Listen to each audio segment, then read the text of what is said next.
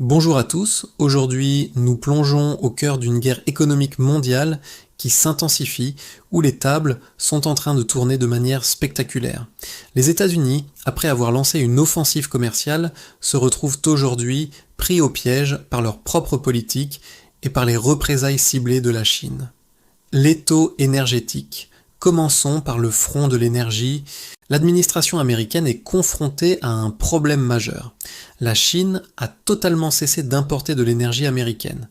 Zéro charbon, zéro pétrole brut, zéro gaz naturel liquéfié.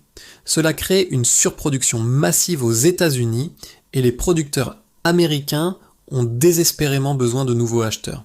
La solution de Washington? Mettre la pression sur ses propres alliés. L'administration, par la voix de Scott Bessent, ordonne au Japon d'annuler ses contrats d'énergie avec la Russie. C'est une demande catastrophique pour Tokyo. Le Japon importe 90% de son énergie et une part importante de son gaz provient de contrats russes stables et bon marché. Le véritable objectif est à peine caché. Forcer le Japon à acheter du gaz de schiste américain bien plus cher. L'industrie manufacturière japonaise, déjà mise à mal par les tarifs douaniers américains, se retrouve prise en tenaille. Si le Japon refuse, les États-Unis menacent d'appliquer des tarifs douaniers pouvant atteindre 500%, les forçant potentiellement à la désindustrialisation ou à délocaliser leurs usines aux États-Unis. Le point de blocage, les terres rares. Mais pendant que les États-Unis tentent d'étrangler leurs alliés sur l'énergie, ils font face à une crise bien plus grave, les terres rares. La Chine a commencé l'impensable. Elle restreint ses exportations. Et il faut bien comprendre où se situe son véritable pouvoir. Il ne s'agit pas de l'extraction minière. La Chine ne représente qu'environ 68% de la production mondiale. Le véritable levier, c'est le raffinage. La Chine contrôle 90 à 95% du raffinage mondial des terres rares. Pourquoi ? Parce que construire des usines de raffinage en Occident est devenu économiquement impossible. Les coûts sont astronomiques, les normes environnementales sont des obstacles immenses et le processus nécessite une énergie extrêmement bon marché que seule la Chine possède.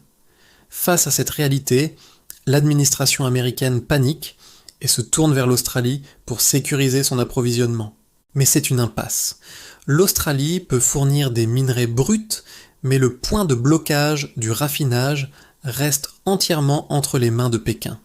Pire encore, la Chine verrouille sa technologie, elle restreint l'exportation d'équipements de raffinage et interdit à ses experts de travailler à l'étranger. C'est une réponse directe, du œil pour œil, aux restrictions américaines sur les semi-conducteurs. Les conséquences pour l'industrie américaine.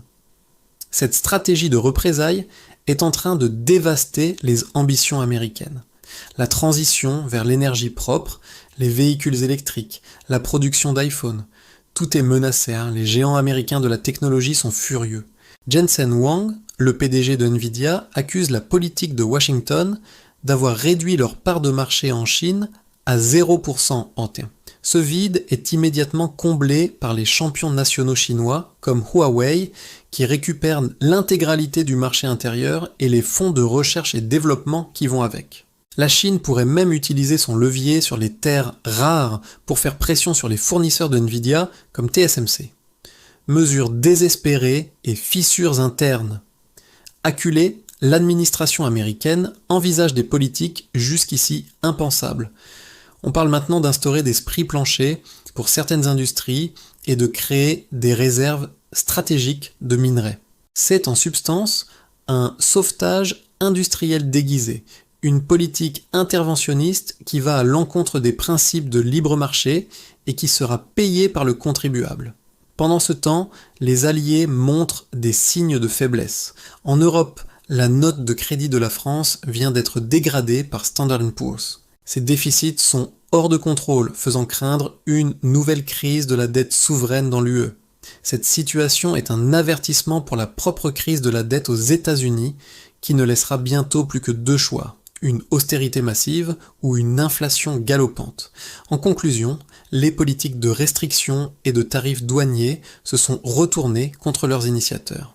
La Chine utilise son propre levier stratégique avec une efficacité redoutable, laissant les États-Unis dans une position où ils doivent faire pression sur leurs alliés et renier leurs propres principes économiques pour tenter de survivre.